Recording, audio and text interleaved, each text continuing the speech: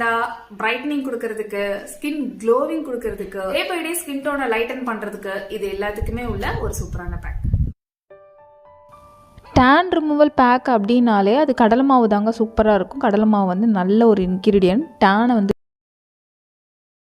நான் வந்து வீட்டிலையே தான் கடலை மாவு வந்து அரைச்சிக்குவேன் தேவையான அளவு. கடையிலேருந்து வாங்குறது அந்த அளவுக்கு நல்லா இருக்குமான்னு தெரியாது. ஸோ கொஞ்சமாக நான் கடலைப்பருப்பு போட்டு நல்லா மிக்சியில் வந்து நைஸாக அரைச்சிட்டு அதை வந்து சளிச்சு வச்சுக்குவேன். 2 ஸ்பூன் அளவுக்கு கடலை மாவு வந்து ஆட் பண்ணிக்கிறேன். இது கூட நான் ஆட் பண்ணுறது கஸ்தூரி மஞ்சள் வந்து நம்மளுக்கு க்ளோ கொடுக்கும். அந்த மாதிரி டேன் வந்து ரிமூவ் பண்ணி கொடுக்கும். நான் யூஸ் பண்ணுற பிராண்ட் வந்து நேச்சர் சத்துவோட பிராண்ட் தான் யூஸ் பண்ணுறேன். கடலை மாவு வீட்டில் அரைச்சது. அதுக்கப்புறம் டெய்லியும் நம்ம வந்து முல்தானி மெட்டி வந்து ஆட் பண்ணிகிட்ருக்கோம் கிளியர் ஸ்கின்னுக்காக.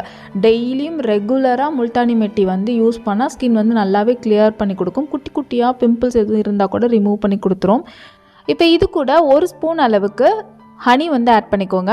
நம்ம வெளியில் வாங்குகிற காசு தான் ஆர்கானிக் ஷாப்பில் வாங்குகிற ஹனியும் ஒரே காசு தான். அதுக்கு நம்ம ஆர்கானிக் ஷாப்லேயே வாங்கிட்டு போயிடலாம் பியூராக.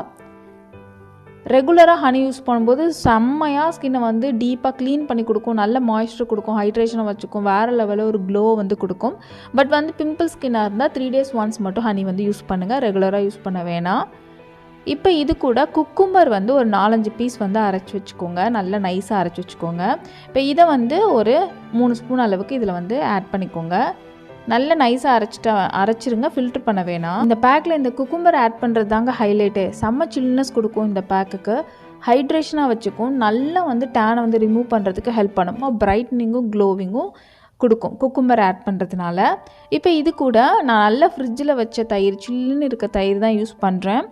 கெட்டியாக இருக்க தயிர் வந்துட்டு தேவையான அளவு, மிக்சிங்க்கு தேவையான அளவு ஊற்றி நல்லா வந்து மிக்ஸ் பண்ணிக்கோங்க. குக்கும்பர் யூஸ் பண்ணும்போது கண்ணை சுற்றிலாம் நம்ம போடுறோம் அப்படின்னா வேறு லெவலில் வந்து ஒரு ஃப்ரெஷ்னஸ் வந்து கொடுக்கும். இந்த மாதிரி நல்லா வந்து மிக்ஸ் பண்ணிக்கோங்க. இந்த பேக் வந்து எல்லா ஸ்கின் டைப்புமே செட் ஆகும். எல்லா ஸ்கின் டைப்புமே தாராளமாக யூஸ் பண்ணி ஃபேஸ் நல்லா வாஷ் பண்ணிவிட்டு திக் லேயராக அப்ளை பண்ணிக்கோங்க. கண்ணை சுற்றி, கழுத்துக்கு, எல்லா இடத்துக்கும் போடுங்க. ஃபேஸ்க்கு நீங்கள் போடுறத கழுத்துக்கு, கண்ணை சுற்றிலாம் போட்டிங்கன்னா டார்க்னஸ்க்கு வேலையே இருக்காது.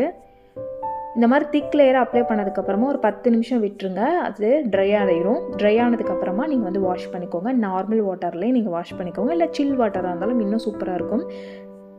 பார்க்குறதுக்கே செம்ம க்ளோவிங்காக, இன்ஸ்டண்ட்டாக ஒரு பிரைட்டனிங் இருக்கும். டே பை டே நல்லாவே ஸ்கின் டோனை லைட் பண்ணும்.